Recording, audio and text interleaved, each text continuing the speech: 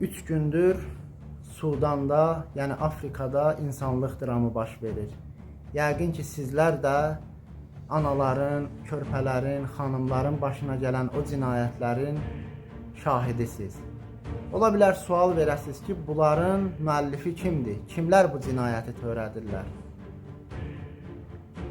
Zahirdə bu cinayəti törədənlər çox təəssüflər olsun ki, Birləşmiş Ərəb Əmirlikləridir. Yəni İmarat. Amma pərdənin arxasında İsrail və dünya imperializmi dayanır. Budur, həqiqətən bunlar dinindən, irqindən, milliyyətindən asılı olmayaraq bütün bəşəriyyətin düşmənidirlər. Necə ki, Qəzzada 64 min günahsız qadının, körpənin qanına əllərin buladılar, bugün həmin cinayətləri Sudanda yerinə yetirməkdədirlər.